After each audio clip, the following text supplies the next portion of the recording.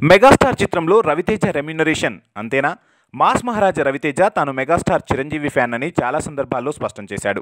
2000 సంవత్సరంలో రిలీజ్ అయిన అన్నయ్య చిత్రంలో మెగాస్టార్కి తమ్ముడిగా నటించాడు రవితేజ. ఆ తర్వాతి కాలంలో ఎన్నో బ్లాక్ బస్టర్స్లో నటించి స్టార్ హీరోగా కెరియర్ను కొనసాగిస్తున్నాడు. చిరంజీవి పట్ల తన అభిమానాన్ని ప్రతి సందర్భంలోనూ చాటుకునేవాడు రవితేజ. కానీ కలిసి నటించే అవకాశం దొరకలేదు. మళ్లీ ఇన్నాళ్లకు ఆ అవకాశం వచ్చింది. డైరెక్టర్ కెఎస్ రవీంద్ర, ఊరఫ్ బాబీ దర్శకత్వంలో చిరంజీవి హీరోగా ఒక చిత్రం రూపొందుతోంది. ఈ సినిమాకు వాల్తేరు వీరయ్య అనే టైటిల్ పరిశీలనలో ఉంది. ఈ మూవీలో ఓ కీలకమైన పాత్రలో నటిస్తున్నాడట రవితేజ. అందుకుగాను అతను తీసుకున్న పారితోషికం విషయమై ఇప్పుడు ఆసక్తి నెలకొంది. ఈ సినిమాకు రవితేజ 25 లక్షల పారితోషికం తీసుకుంటున్నాడనే టాక్ వినిపిస్తోంది. రవితేజ అడిగిన రెమ్యూనరేషన్ అంతేనట. ఇది ఒక్కరోజుకు తీసుకునే remuneration.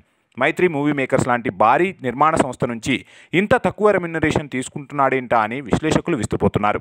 Crack movie super hit కావడంతో మళ్ళీ రవితేజ హవా మొదలైంది. మార్కెట్లో మంచి డిమాండ్ ఉంది. అయినా ఇంత తక్కువ రెమ్యూనరేషన్ ఎందుకు తీసుకుంటున్నాడనే ఆసక్తికి చక్కని జవాబే చెబుతున్నారు సినీ క్రిటిక్స్. మెగాస్టార్ అంటే రవితేజకు ఉన్న అభిమానమే ఇందుకు కారణమట. అన్నయ్యతో కలిసి నటించడానికి ఇది తమ్ముడు చేసిన త్యాగమని సరదాగా కామెంట్ విసురుతున్నారు క్రిటిక్స్.